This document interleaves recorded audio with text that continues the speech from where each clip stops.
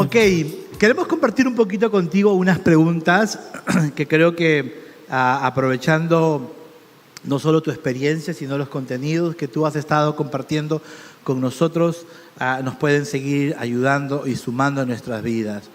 Y quisiera comenzar con esta pregunta, ¿no? ¿Cuál crees tú que debe ser el rol de la iglesia con respecto a la familia? En una ciudad, en un país, considerando que cada ciudad, cada país tiene contextos diferentes. Tú nos contabas que en España tienen un contexto de país muy complicado. Hablábamos en el hotel inclusive las situaciones que ustedes están lidiando como país en cuanto a la familia. Pero ¿cuál crees que debería ser el rol de la iglesia en cuanto a la familia? Bueno, ahora mismo para la iglesia, la familia debería de ser la institución a proteger, a potenciar y a formar. Por una razón muy simple. Porque las raíces de la fe y de la ética no se adquieren en la iglesia, se adquieren en el hogar. Claro, por lo tanto, con los tiempos que corren, la iglesia, o sea, la familia tiene la peligrosidad y el añadido no de educar a sus hijos, sino de, en primer lugar, desprogramarlos de toda la basura ideológica que ya están recibiendo en la publicidad, en la ética de vida habitual, en los colegios, en la currícula escolar, donde ya se implementan políticas de ideología de género. Por lo tanto, hoy en día ser padre es muy complicado, mucho más complicado que en mi época, ¿no? Wow. Porque hay toda una labor de desprogramación. Por eso, la Iglesia tiene que potenciar escuelas de padres, grupos de jóvenes donde se hable de sexualidad, pero de la buena, de la legítima. Los padres tienen que saber qué debe de aportar papá, qué debe de aportar mamá, cuáles son las claves de una educación heterosexual. Hoy en día la paternidad, e incluyo la maternidad, es importantísima, porque si no a nuestros hijos se los llevan. Entonces, ¿crees que el rol de la iglesia tiene que ver con una claridad en cuanto a temas, en este caso, de sexualidad, temas que otros temas que consideras tú que, por ejemplo, la iglesia debería aportar a la sociedad? Claro. Los padres, en primer lugar, tienen que saber cuáles son las claves adecuadas para educar a un hijo. Cómo se combinan los valores de afectividad y los valores de límites, si es que se combinan, ¿no? Cómo trabajamos lo que nosotros llamamos normas, límites con afectividad y ternura, esa combinación, ¿no? ¿Qué aporta el padre como varón en la vida de un hijo y qué aporta la madre como mujer en la vida de un hijo, ¿no? Claro, evidentemente a los padres hay que enseñarles que la vida espiritual tiene que incluir tiempos devocionales, tiene que incluir tiempos enseñables. Un tiempo enseñable es cuando yo les hablaba del perrito, los perritos que estaban ahí copulando. ¿Tú escuchaste eso? No pude. Bueno, ahí nuestros amigos sí. La historia de los perritos que yo aproveché para decirle a mi hijo, mira, ves, hijito, eso es lo que hacen los perritos y de ahí tienen los bebés. Esos son momentos enseñables. Es decir, saber aprovechar cada momento cotidiano para traer alguna enseñanza positiva en la vida de nuestros hijos, ¿no? Hay que generar en ellos siempre y en cualquier tema un ambiente de confianza, porque les van a decir cosas muy negativas. Y cuando hay confianza, es fácil que podamos conversar con ellos sobre esto. Correcto. Pero ahí hay algo que yo quisiera un poquito como que arrinconarte. Si bien es cierto, la iglesia cuenta, cuando no me refiero solamente a la iglesia, nuestra iglesia Emanuel local, cuenta con contenidos muy valiosos, pero hoy en día como que las familias de nuestra ciudad no quieren tener un contacto con la iglesia, porque sienten que como que la iglesia está desacreditada o porque es demasiado fundamentalista, comunica demasiadas reglas, parámetros, haz esto, di esto, ¿no? Y entonces como que las familias de la ciudad ya no consideran mucho a la iglesia un lugar donde pueden nutrirse de contenidos. ¿Qué piensas de eso, por ejemplo? Pienso que puede ocurrir, ¿no? Puede ocurrir porque lamentablemente todavía tenemos arquetipos que tienen que ver con una lectura de la Biblia legalista, ¿no? Encorsetada, donde prima más el juicio que la misericordia. Eso es muy típico del cristianismo histórico, ¿no? Pero, hombre, yo creo que cada vez más las iglesias se vuelven, y voy a utilizar un término que se apropió de ellos, del término la ideología de género, pero que no es. La iglesia debe de ser inclusiva. No en el sentido de incluir a la comunidad LGTBI, que es lo que ellos pretenden, ¿no? Y qué bueno, perdón, que lo digas, porque el jueves te escuché una parte que mencionabas, porque tú sabes que la palabra inclusiva o incluir es una palabra que ha sido muy manoseada. Y en un momento de tu exposición como que pudimos entender que la iglesia no debe ser inclusiva, y qué bueno que lo estés aclarando ahora. Sí, ¿no? es que eso lo decía al hilo de la falsa utilización de la ideología de género del término, porque cuando tú lees teología inclusiva, eso es teología gay. Correcto. Ese es el peligro, correcto, la mala utilización del término. Mira, qué pena, nos han robado el arco iris. Nos han robado el arco iris, y hoy el arco iris mundialmente es símbolo de la comunidad LGTBI. Entonces, claro, con esto pasa igual. La iglesia tiene que ser inclusiva en el sentido de que tiene que admitir en su seno a todo tipo de personas, pero a todo tipo de personas. Nosotros en la iglesia en Sevilla tenemos una pareja de transexuales y no les decimos, ustedes están en pecado, ustedes son unos no les decimos nada de eso. En esa condición están viniendo y están escuchando. Ya habrá tiempo para hablar con ellos, para explicarles algunas cosas, pero los principios del amor y la misericordia están antes que el juicio, ¿no? Correcto. Y tenemos que ir hacia eso. Lo que pasa es que la iglesia se vuelve cuanto menos compasiva, más rígida. Cuanto menos amor, más reglas. Y eso es lo que es lamentable. Qué interesante, ¿no? Qué interesante. Y cuanto es menos compasiva y cuanto menos esa mirada de misericordia, de gracia, como que a veces se vuelve más reaccionaria, ¿no? Eso, por supuesto. Y ahí salía una pregunta interesante. Entonces, porque el día jueves hablaste mucho de lo que es ideología de género. Entonces, ¿cuál crees tú que debería ser la propuesta o la reacción o la manera de abordar de la iglesia frente a la ideología de género? Sí. Te cuento, nosotros hace más o menos una década atrás, a raíz de que estaba habiendo muchas nociones ya de lo que es las diferentes características de la ideología de género, una de ellas se estaba pintando por acá el trato de la unión civil. Entonces nuestro pastor, con el equipo que trabajábamos allí en jóvenes, decidimos entrar, y te comentaba eso creo en el hotel cuando nos reuníamos, en los colegios, ¿no? Y justo mira, aquí tengo, estos son los casi 10 manuales, mira, que tenemos, para que les den una miradita ahí. Y decidimos entrar a los colegios en las horas de tutoría con todos estos temas que están ahí, ¿no?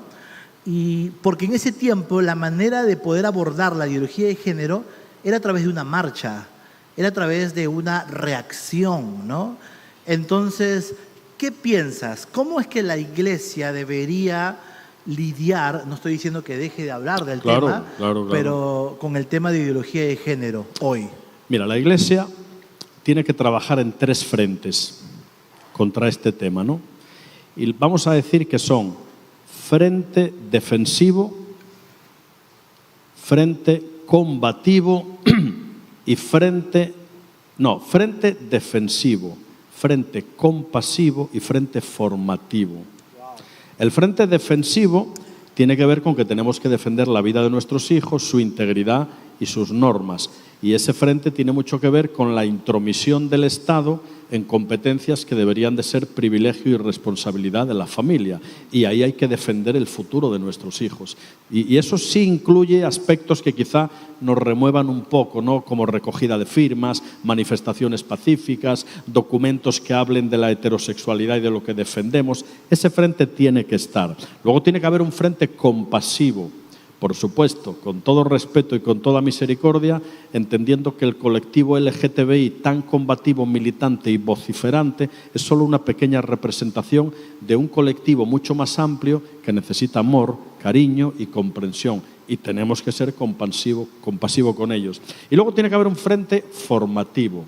Si hay una colonización ideológica por parte de los del género, tiene que haber una colonización teológica en nuestras iglesias. Entonces hay que trabajar todo lo que tiene que ver con la sexualidad, la bíblica, la buena, a los niños, a los jóvenes, a los matrimonios, en escuelas de padres, todo lo que tiene que ver con teología del matrimonio, teología de la sexualidad, la comunicación, las pautas educativas para una buena formación de nuestros hijos. Todo eso tiene que existir. Ahora bien, déjame, Gilbert, que hable de una cosa que un pastor anglicano que se llama Alistair McGrath llama, mira qué interesante, él le llama la apologética de construcción de puentes. Y fíjate lo que él dice que tenemos un río y en una orilla está el colectivo LGTBI, muy militante, muy combativo, con un montón de piedras.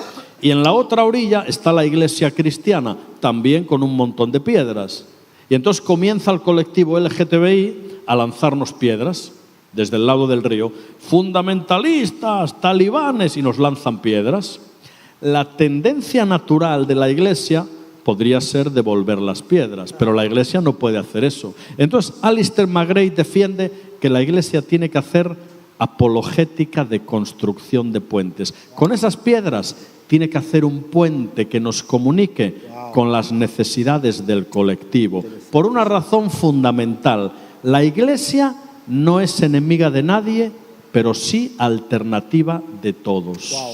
Entonces esa apologética de construcción de puentes nos tiene que hacer no caer en la misma dinámica de devolver las piedras a los que nos lanzan, sino de crear un puente que nos acerque a lo que hay detrás de las piedras, del odio y del rencor que ellos tienen. Necesidad de amor, de cariño, de aceptación. Ahí hay que llegar, lo cual es difícil, pero hay que llegar. Interesantísimo lo que mencionas, porque creo que si tenemos esa perspectiva de una mirada de compasión, y sobre todo me encanta lo que dices, de construir ese puente, de acercarnos y de conocer las necesidades de esos humanos, ¿no?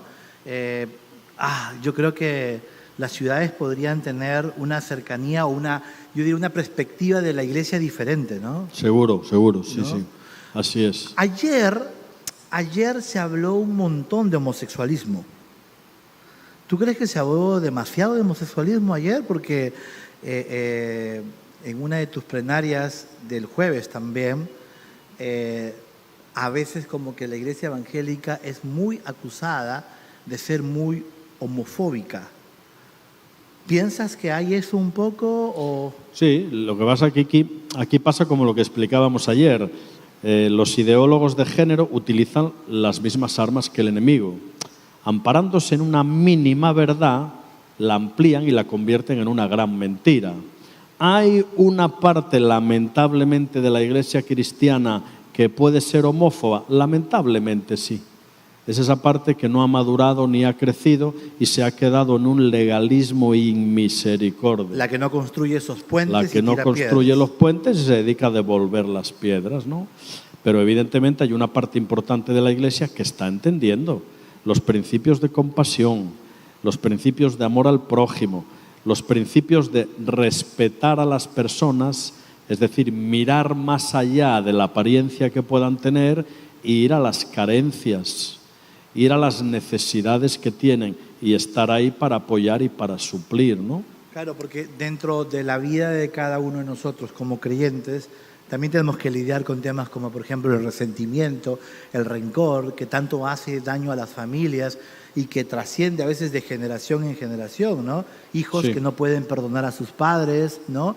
Y son temas a veces, no digo que no hay que hablar de homosexualismo o enseñar, pero que son temas que a veces los minimizamos y potenciamos más a veces temas que tienen que ver con la identidad sexual y la sexualidad. Sí, ¿no? sí, pero eso ocurre porque se ha estigmatizado tanto el fenómeno homosexual, visto como el pecado imperdonable, como la mayor de las aberraciones, que nos olvidamos en realidad que delante de Dios todo el pecado tiene el mismo valor, que destruye la cruz. Las consecuencias pueden ser distintas, pero todo es pecado, ¿no? Por lo tanto, hay que desmitificar la homosexualidad como el pecado imperdonable y hay que ir más allá del hecho para encontrar las causas que generaron el hecho. Y en esas causas siempre encontramos abuso, soledad, acoso escolar, y ahí, a esas necesidades hay que llegar. Ayer te hicieron preguntas así, pero me contaron, la primera pregunta creo que comenzaron ayer, fue una pregunta así como, soy ahora heterosexual, pero tuve tiempo antes de que tuve una relación homosexual y me acosté con otro hombre. Entonces, una pregunta, como decimos aquí en Perú, fueron con la pierna en alto, ¿no? Yo no quiero ser tanto ir con la pierna en alto, pero solo permíteme tocar algo más con este tema de identidad sexual. ¿Cómo lidiar con un miembro de tu familia que es homosexual? Pero, a ver, te la pongo un poco más complicada.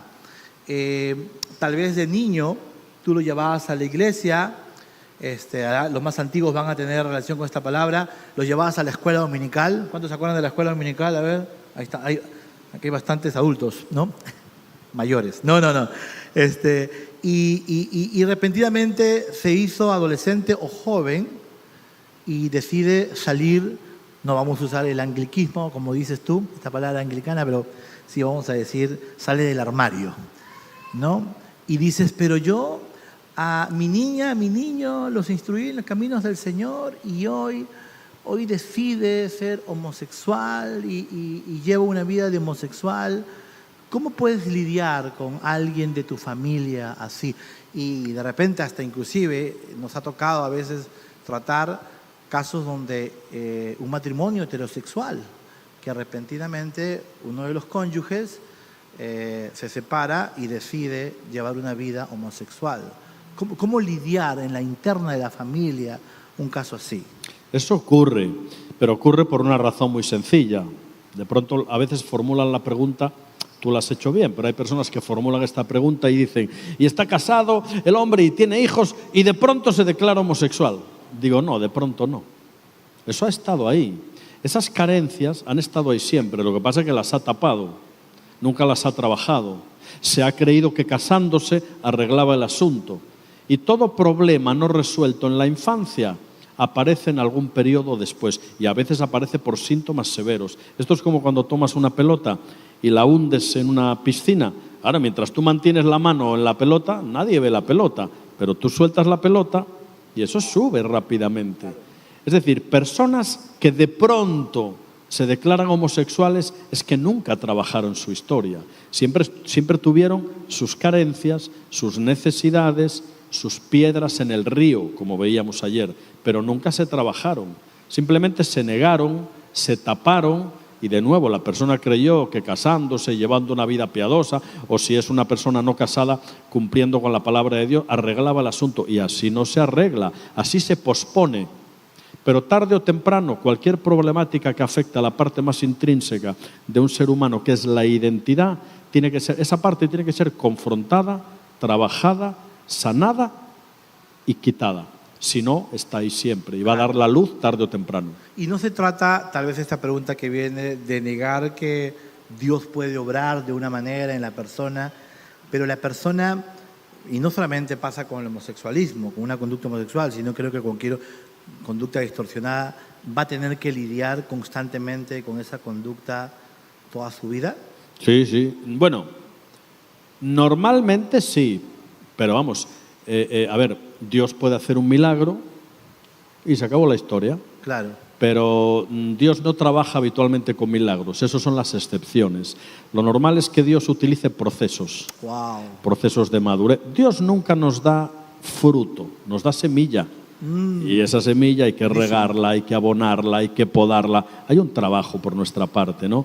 Entonces, dentro de ese proceso, el trabajo con estas personas es un trabajo arduo, de ir trabajando factores de riesgo, factor por factor, ir sanando, perdonando, cortando, sanando, perdonando. Y así poco a poco la persona va retornando. Que esa persona logre una vida plena heterosexual, luego puede ser tentada en homosexualidad, por supuesto, De la manera que un adúltero heterosexual Correcto. que se convierte no va a ser tentado con el amor al dinero porque ese no fue su piedra de tropiezo. Claro. Será tentado probablemente con querer acostarse con la mujer del vecino, que fue su historia con la que tropezó, ¿no?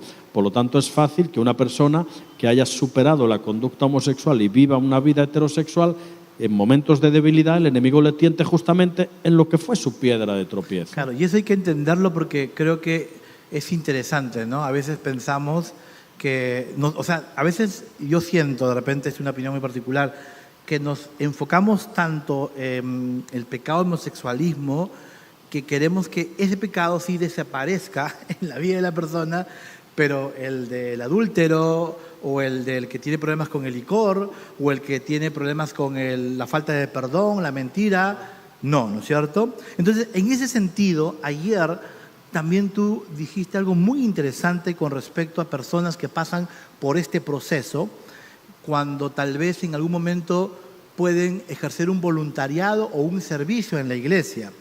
Y mencionaste que tienen que estar enfocadas en esa restauración. Pero eso significaría que si están enfocadas en esa restauración, ¿nunca podrían tener un voluntariado o un servicio en la iglesia? No, no significa eso. Significa que por amor a esa persona le privamos de toda responsabilidad ajena a su problemática para que tenga todo el tiempo y todo el esfuerzo y la energía para cerrar bien esa etapa de su vida. No es un castigo, es un proceso sano de restauración, ¿no? Y luego esa persona, cuando se restaura, cuando entendemos que ya gestiona bien su propia vida y todo el asunto, puede tener papeles de liderazgo. Correcto, entendiéndolo dentro de lo que es mencionado del proceso, que no significa que esa persona no va a tener que lidiar con tentaciones con respecto a cualquier tipo de conducta, ¿no? Sí. Porque como que a veces podemos entender que para poder servir a Dios uno tiene que estar perfectamente bien, y creo que de perfectos aquí ninguno tiene. Claro, eso es verdad, ¿no? Ahora bien, toda persona que haya superado un proceso de homosexualidad y demás debe, si en la iglesia se ocupa de algún área de liderazgo, que yo creo que puede hacerlo, si superó bien su historia, debe de tener un mentor. Wow. Un mentor al que rendir cuentas de tanto en tanto, ¿no? Porque es un asunto tan complicado, es un asunto que alude tanto a la identidad más profunda de la persona, que el proceso de restauración debe de ser siempre supervisado ya a largo plazo con un mentorado, donde de tanto en tanto la persona hable con un mentor y le diga cómo va en el área, cómo se siente. Y eso no es una desconfianza hacia esa persona, sino más bien una ayuda en un proceso que entendemos que es muy a largo plazo, Interesantísimo, ¿no? interesantísimo lo Sí. que mencionas, ¿no? Y creo que bueno que lo puedas un poquito ahora ahí aclarar.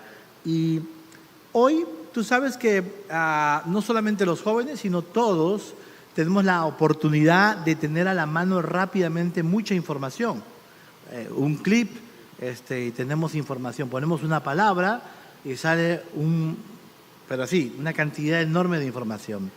¿Cómo hablar de sexo con nuestros hijos cuando tal vez muchos de ellos, tal vez, entre comillas, saben más de repente que el propio padre porque ya lo googlearon o de repente lo escucharon entre los amigos? Bueno, en mi época no había mucha internet y todo se aprendía en la esquina, ¿no?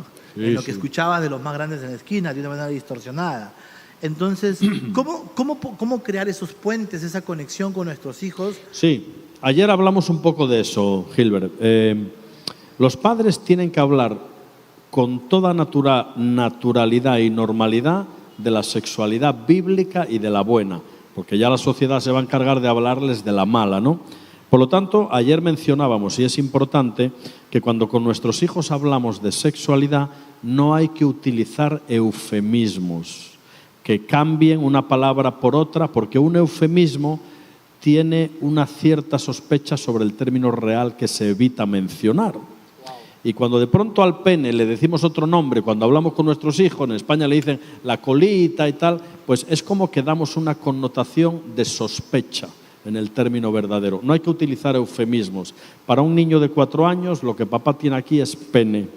Y lo que mamá tiene es vagina. Entonces hay que hablarles con la misma terminología. Y desde que son bien chiquititos explicarles la dinámica de la sexualidad. Cómo funciona el pene de papá, entra en la vagina, la semillita y toda la historia. Y a medida que crecen les ampliamos información. Esto cumple dos propósitos. Primero, desestigmatizar el asunto de la sexualidad y no darle ningún matiz de sospecha o de algo negativo. Y segundo, generar en nuestros hijos una base de confianza a la hora de hablar de estos temas, que a ellos les dé la confianza para que cuando en el cole le digan otra cosa, tengan esa confianza para venir y decir, papá, mamá, me están diciendo o me están hablando de esto y de esto otro. ¿Y cómo sería con respecto a la identidad sexual con los pequeños? Cuando de repente en el colegio tal vez se les comience a enseñar algo distorsionado, cómo hablar con los niños o los adolescentes, sobre todo con los niños. Sí. ¿No? No, hay que hablar con toda claridad. De hecho, tenemos que convertir el problema en bendición. De pronto nuestro hijo viene, papá, que hoy en la clase nos están diciendo que los niños también pueden tener vagina. Bueno, eso es un problema. Convirtámoslo en bendición. Expliquémosle lo correcto, tanto biológica como teológicamente. Wow. Entonces es una oportunidad para decir, no, hijo, no. Los hombres nacen con pene y las mujeres nacen con vagina. Pero hay una parte de las personas que piensan o que quisieran que el sexo con el que nacemos fuera otro, y es lo que se llama la ideología. Les explicamos todo y se lo explicamos no como si fuera la gran aberración del siglo, no, de forma natural y normal, porque ellos lo van a tener que normalizar en las clases y demás, pero explicándoles que eso que hacen no es conforme a la palabra de Dios ni conforme a lo que nosotros entendemos en todos estos aspectos, ¿no? Esa es la línea a la hora de hablar con nuestros hijos. Excelente, excelente. Saliendo un poco del tema, hoy estuviste hablando un poco de matrimonio y acerca del rol de la masculinidad. Hoy, ¿cuáles crees que deberían ser los roles y las responsabilidades de la Iglesia frente a este tema de la masculinidad? Ya que el jueves también hablaste un poco como que algunas personas sienten que el cristianismo o la religión cristiana es muy machista, ¿no? Es más, a veces en algunos lugares me ha tocado que cuando haces los votos y mencionas esa parte que la mujer se debe sujetar a su marido porque es cabeza del hogar, siempre al final ha habido conversaciones de personas, inclusive no cristianas, que se me han acercado a preguntar, pero pastor, ¿por qué está diciendo esto en estos tiempos, donde los tiempos ya han cambiado, donde los roles ya son más igualitarios? ¿Cómo manejar esto, Juan? Sí, bueno, hoy también en la mañana hablamos un poco de eso, ¿no? Es decir, el género va adscrito al sexo. Sexo y género son conceptos inseparables. Lo que sí es verdad es que históricamente, y aún desde el cristianismo histórico, a cada género se le han atribuido determinadas características que algunas tenían tintes claramente machistas, ¿no? La Biblia no es un libro machista. La Biblia es un libro que habla de las responsabilidades del hombre y de las responsabilidades de la mujer. Y si tuviéramos que utilizar machismo o feminismo, los que eran machistas eran los que interpretaban la religión en base a una ley seca e implacable. Y el que era feminista era el propio Jesús, que dignificó y elevó el papel de la mujer como nunca en la historia, ¿no? Por lo tanto, sí es cierto que las características biológicas del género masculino corresponden a determinadas formas de proceder en el hombre o en la mujer. Pongamos por muestra, el otro día salía un colectivo LGTBI diciendo que los hombres y las mujeres tenemos que tener las mismas igualdades y los mismos puestos de trabajo, y yo digo, sí, eso es cierto.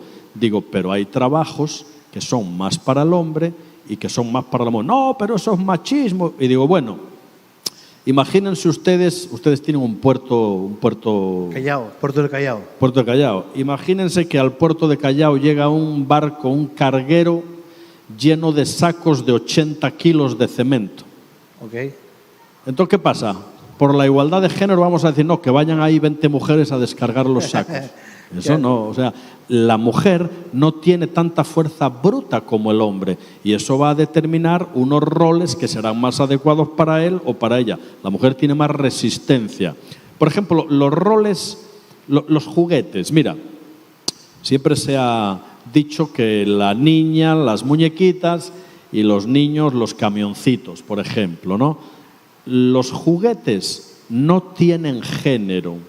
Es decir, porque a veces me preguntan, bueno, ¿y es bueno que mi niño, qué hago si mi niño juega con cocinitas? ¿Tengo que quitárselas? Digo, no le quite la cocinita, el juego es neutral, es usted quien decide. Mire, si su hijo, varoncito, juega con cocinitas, no se preocupe, reafírmele masculinidad con la cocinita, diciéndole, por ejemplo, hijo, ¿tú sabes que los mejores cocineros son hombres?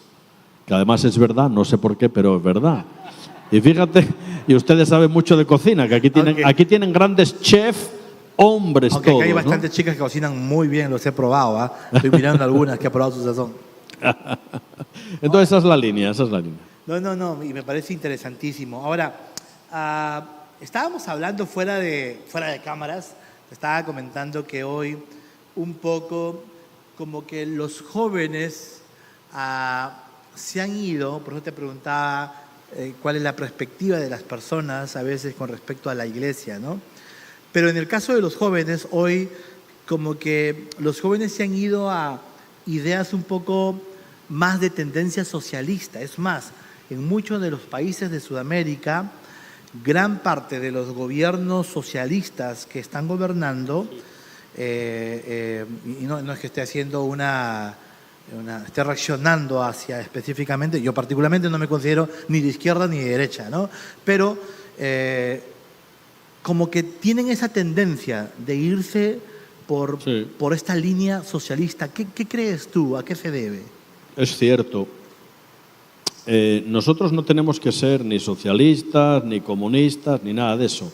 Lo que pasa es que en la Biblia, cuando uno hace una lectura tanto del Antiguo como del Nuevo Testamento, encuentras argumentos para defender el socialismo y encuentras argumentos para defender políticas conservadoras. Por ejemplo, en el Antiguo Testamento la tierra era colectiva. El comunismo, por ejemplo, hablaba del colectivismo de la tierra.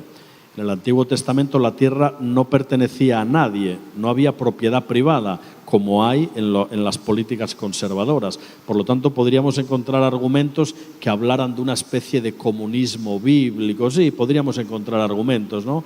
Y el jubileo hacía que la tierra volviera a sus dueños a partir tal. Pero también encontramos, evidentemente, sobre todo en temáticas de familia, de ética y de moralidad, que las políticas conservadoras son mucho más afines a los valores bíblicos de integridad, de fidelidad, de familia y demás. Entonces hay para todos los gustos. El problema es que la izquierda, o el problema es que la ideología de género se ha pegado más a la izquierda. Por lo tanto, ha popularizado mucho más todo lo que tiene que ver con la izquierda, haciéndonoslo vender como muy progresista. Y todo lo que tiene que ver con las políticas conservadoras, haciéndonoslo ver como muy retrógrada. Pero eso es un juego. ¿Es progresista acabar con la vida de un niño? Eso no es progresista, eso es asesinato. Por lo tanto, lamentablemente, como las políticas de la ideología de género tienen mucho poder y se han vendido más a las políticas de izquierda, parece que hay un encubramiento mayor de lo que tiene que ver con la izquierda y una especie de algo como de política rancia, lo que tiene que ver con la derecha, lamentablemente. Y eso ha pegado más, como que ha tenido mucho eco en los jóvenes, ¿no? Específicamente creo en una época en los millennials, ¿no? Y es más, hoy actualmente hay muchos millennials que nos están gobernando, ¿no? O sea, sin ir muy lejos, en Chile el presidente Boris es un millennial, es una persona de 38, 39 años, creo. Ahora, no estoy diciendo que todos los millennials sean socialistas, no, por si acaso, claro. ¿no? Pero como que hay esa tendencia, ¿no? De irse a esas ideas. Es posible, pero mira, nosotros no tenemos que dejarnos influenciar por todo eso, ¿no? el mundo está cambiando a un ritmo vertiginoso que casi no nos da tiempo a acostumbrarnos a la ética que se promueve cuando ya llega otra forma. Nosotros tenemos que procurar nunca olvidarnos de los principios bíblicos eternos de la palabra de Dios, ¿no? Porque la justicia, el amor, la misericordia, la fidelidad, el respeto, todo eso son cuestiones bíblicas, no son privativas ni de la derecha ni de la izquierda. Y lo que Dios instauró es normativo para todo tiempo y para toda edad, ¿no? Y es lo que tenemos que procurar, que la ética bíblica y los valores estén por encima de lo que es común hoy en día a nivel de políticas y demás, ¿verdad? Correcto, correcto. Y una última pregunta que tiene que ver con matrimonios. Así como de alguna manera en cada temporada hay ciertas ideas que tienen mucha relevancia, se comunican, se empoderan, creo que los problemas matrimoniales de una década pasada siguen siendo los mismos, pero bajo lo que estoy describiendo, como que se acentúan más por temporadas. Sí. En esta temporada actual, ¿cuál crees tú que son, por ejemplo, esos puntos ciegos que están de alguna manera socavando los matrimonios en este tiempo? Sí, yo diría que dos aspectos fundamentalmente. La pasividad, y la pasividad va ligada a la violencia, ¿eh? Muchos hombres acaban siendo violentos porque comenzaron siendo pasivos, ¿no? Entonces, pasividad y violencia al final se dan la mano, ¿no? Entonces, hay un gran problema de pasividad. Ahora, un gran problema de pasividad y por lo tanto de violencia, y hay un gran problema, por lo que la sociedad nos lanza, de un individualismo profundo en las familias, ¿no? Claro, el confort promueve mucho individualismo también, y como ahora vamos hacia ese concepto de la soberanía del individuo, los matrimonios ya no tienen los conceptos de fidelidad, de entrega, sino los conceptos de estar cómodos, de tener mucho confort, y cada uno tiene su celular, su tablet, su mundo y su historia. Viven bajo el mismo techo, pero no llegan a compartir ese concepto que es tan bíblico de intimidad, ¿verdad? Sino que viven una individualidad familiar, ¿no? Y eso es tristísimo, pero es lo que se está dando, ¿no? Es decir, por un lado, mucho concepto de soberanía del individuo, que es el término, y por otro lado, que es lo que te mencionaba al principio. Dijiste dos, ese es el primero que has mencionado. Sí, ya se me olvidó el primero. Ya. Como no lo tengo apuntado, se me fue ahí la onda que decimos en España. Y bueno, de repente en la charla que nos das, de repente ahí lo puedes recordar y reforzar. Sí, pero muy seguramente. interesante lo que mencionas, es cierto, ¿no? Creo que muchos de los hogares como que ahora cada uno tiene su celular y está más enfrancado en su dispositivo tecnológico a veces o en su quehacer que en el tener este tipo de intimidad, Claro. de relación, de cercanía, ¿no? Claro, por ejemplo, en la mesa, nosotros a los papás les enseñamos que la mesa debe de ser sagrada. Y si la familia tiene el privilegio, que no todas lo tienen, de comer juntas una vez, por ejemplo, al día, ahí no puede haber celular. No, sería un sacrilegio que en una mesa familiar hubiera celular o todos estuvieran viendo la televisión. No, la mesa es sagrada. ¿Cómo comienza la iglesia cristiana, Gilbert? Comienza con comidas en las casas. ¿Dónde se dieron las más grandes enseñanzas de Jesús? Alrededor de una comida, porque la comida favorece de forma natural la conversación, la generación de serotonina que promueve el que hablemos, comuniquemos. Hay que recuperar en las familias y en la mesa el sentido de altar familiar. Además, fíjate qué dato. Un niño, cuando se pega a la tetita de su mamá, antes, cuando llora porque tiene hambre, el niño no llora solo por comida. Nutrición y contacto van de la mano. El niño llora por comida, pero cuando se pega a la tetita de mamá, también necesita el calor, el contacto, el olor. Nutrición y contacto van de la mano en la vida de los hombres. Por tanto, las comidas tienen ese sentido de participar de los alimentos, pero de participar de una calidez en la conversación, de sincerarse, de hablar de temas, ¿no? Nutrición y contacto van de la mano. Y como que la pandemia un poquito nos devolvió eso, ¿no? Porque cuando estuvimos todos en cuarentena, entonces no podíamos salir y pues parábamos más tiempo juntos en familia, claro. Pero también a su lado fuimos desafiados porque como había nos habíamos aislado de la convivencia familiar y estuvimos, vamos a usar esta palabra, encerrados, fuimos obligados a convivir. Claro. Y ahí como que, eras así más. ¿Y de dónde salió este temperamento más fuerte? Sí. ¿No? Fuimos Sí, no, desafiados. la pandemia reveló la debilidad o la fortaleza de las familias. Wow, Así fue. Wow, buenísimo. Juan, gracias de verdad por este tiempo, ¿no? Gracias a ti. Y de verdad creo que ha sido un tiempo riquísimo. Y bueno, creo que todavía seguimos con una charla más, Creo que sí. ¿no? Y ahí vamos a seguir aprovechando. Le damos un fuerte aplauso a Juan, de verdad.